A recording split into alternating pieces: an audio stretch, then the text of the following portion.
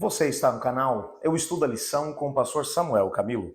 Hoje é segunda-feira, dia 24 de julho de 2023. E o tema que estudaremos a nossa lição será Reconciliação, o presente de Deus que vem da cruz. O texto base, Efésios capítulo 2, versos 14 a 16, que diz assim: Ele é a nossa paz, o qual de ambos fez um e destruiu a barreira, o muro de inimizade. O objetivo dele era reconciliar com Deus os dois em um corpo por meio da cruz.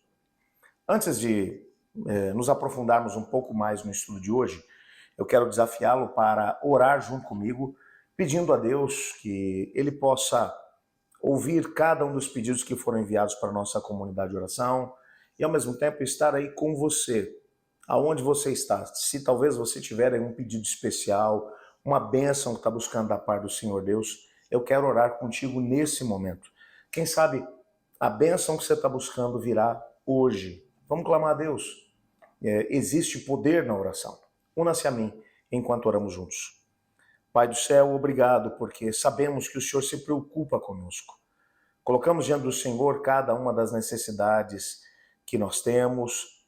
Meus irmãos e eu oramos, Pai, pedindo que o Senhor possa ler cada coração que nesse momento está unido a nós em oração. São necessidades, são angústias, são dramas, são portas que ainda estão fechadas e que teus filhos precisam que elas sejam abertas, ou portas que estão abertas e eles precisam que sejam fechadas. Tu conheces todas as coisas e te pedimos que o Senhor possa intervir de acordo com a tua vontade. Colocamos também diante do Senhor o estudo que faremos hoje da tua lição. Ajuda-nos a entender aquilo que tens para nós, pois em nome de Jesus que oramos. Amém. O texto que lemos ainda há pouco, o texto que serve como base para o nosso estudo de hoje, de Efésios capítulo 2, versos 14 a 16, traz algumas verdades que são impressionantes a respeito do que Deus fez por nós. Durante essa semana estamos vendo principalmente o que a cruz de Cristo foi capaz de fazer quando aproximou judeus e gentios. Havia um ódio e um sentimento separatista tão grande dos judeus em relação aos não-judeus que a gente percebe no próprio contexto do Novo Testamento esse tipo de situação, esse tipo de coisa, nos evangelhos mesmo. Você se lembra quando aquela mulher Ciro-fenícia veio atrás de Cristo Jesus e dizia: Senhor, eu te peço, a minha filha está terrivelmente endemoniada, te peço que a cure. O próprio Jesus parou, olhou para ela e disse: não é justo pegar o pão dos filhos e lançá-lo aos cachorrinhos? E essa mulher olha para Jesus e disse: mas até os cachorrinhos comem das migalhas que caem da mesa dos seus senhores. E Jesus então olha e diz: ó mulher, como é grande a tua fé, vai e que seja feito assim como você acreditou que seria. E Jesus estava naquele momento, e Ellen White fala sobre isso, ele estava naquele momento tentando ensinar uma lição preciosa aos discípulos do Senhor, que tinham também uma visão separatista em relação aos não-judeus. Os rabinos daquela época estabeleceram algumas normas de que o indivíduo poderia ficar cerimonialmente impuro, impossibilitado de entrar na cidade de Jerusalém e também no templo, de entrar na presença de Deus, se ele simplesmente estivesse no mesmo ambiente que um não-judeu.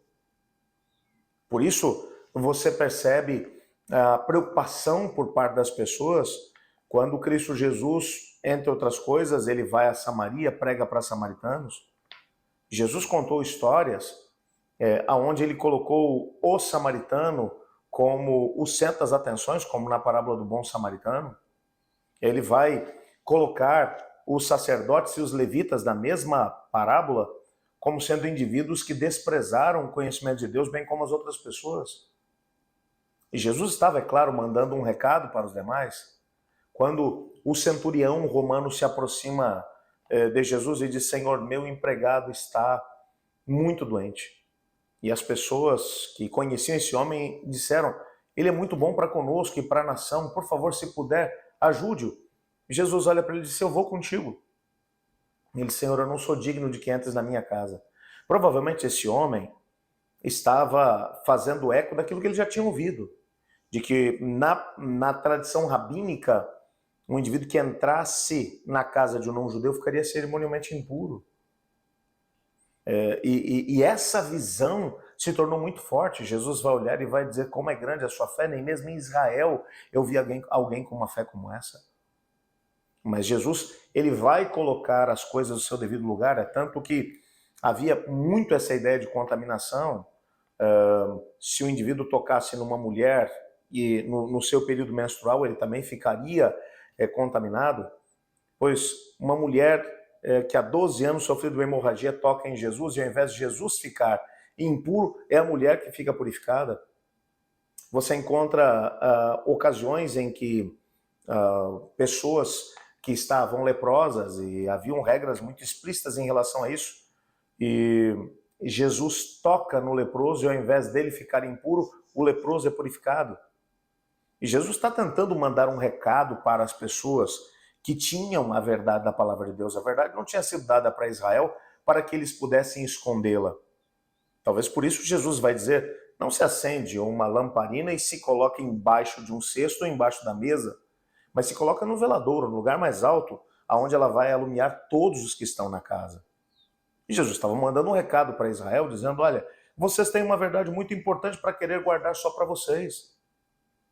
Vocês têm que fazer com que essa luz ilumine todos os que estão à sua volta. Havia muito preconceito naquela época, é claro que sim.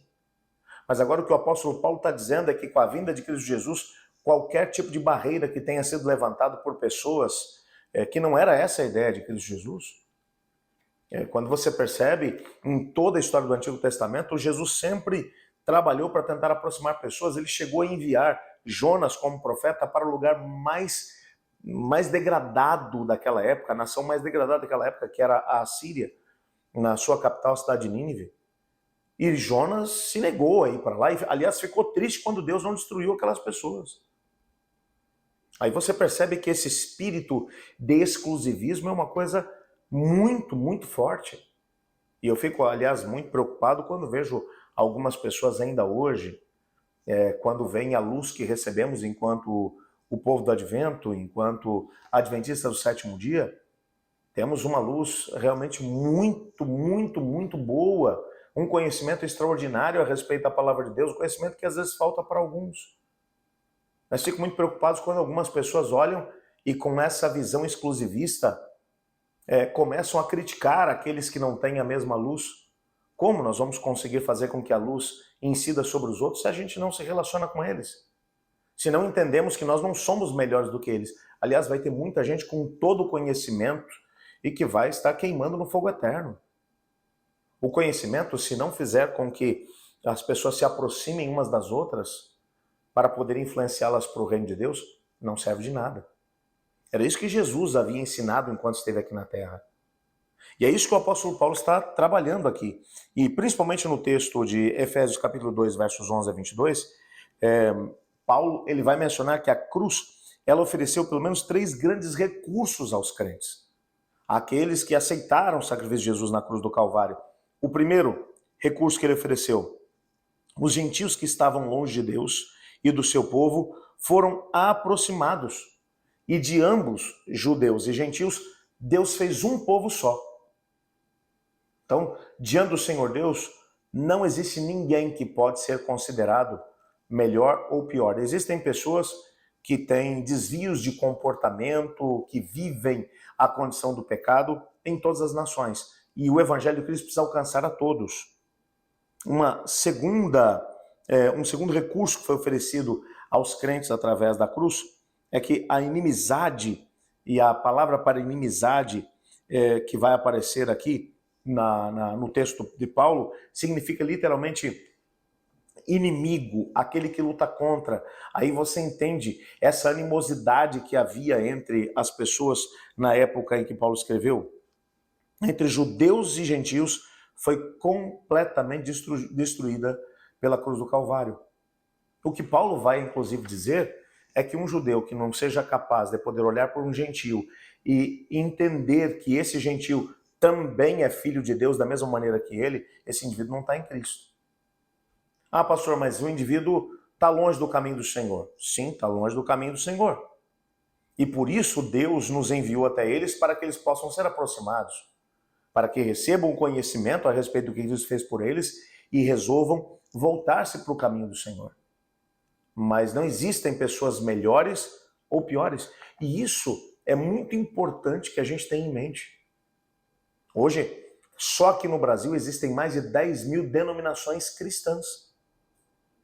E nós temos a tendência, às vezes, de olhar para essa denominação, aquela ou aquela outra, porque vemos uma maneira diferente deles de compreender o Evangelho de Cristo Jesus e de criticá-los e de nos sentirmos superiores a eles.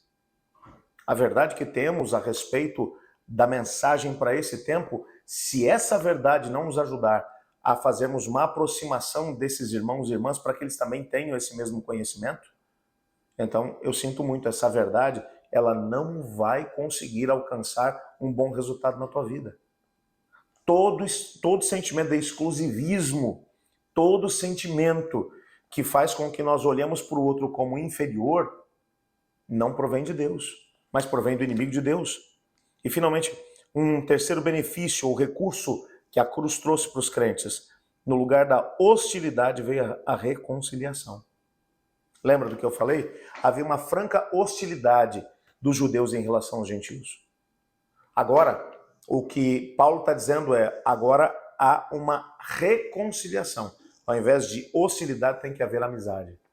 Ao invés de um sentimento de fugir do contato com, nós temos que ir até eles. Por isso a grande comissão diz, vão a todos os povos, todas as tribos, línguas, povos e nações.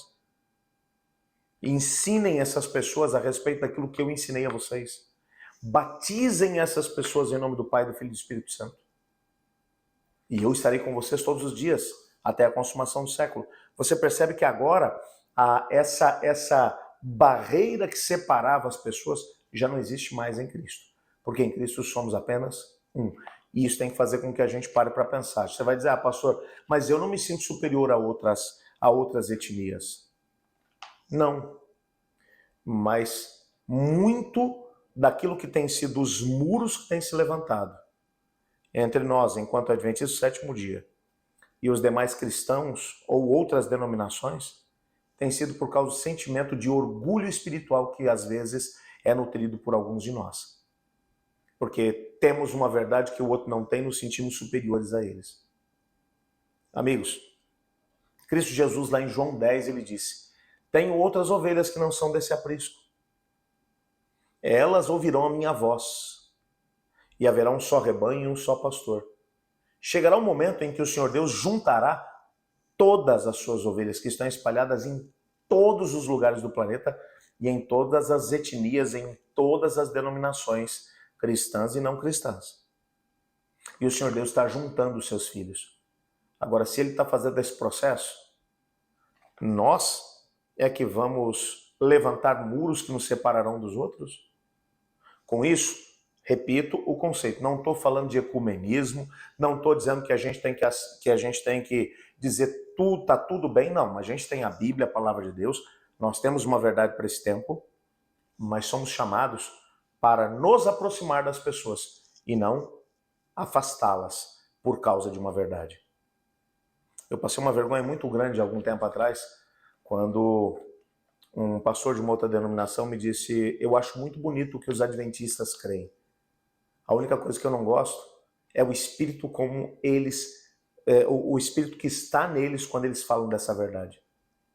Eles fazem questão de humilhar aqueles que estão perto deles.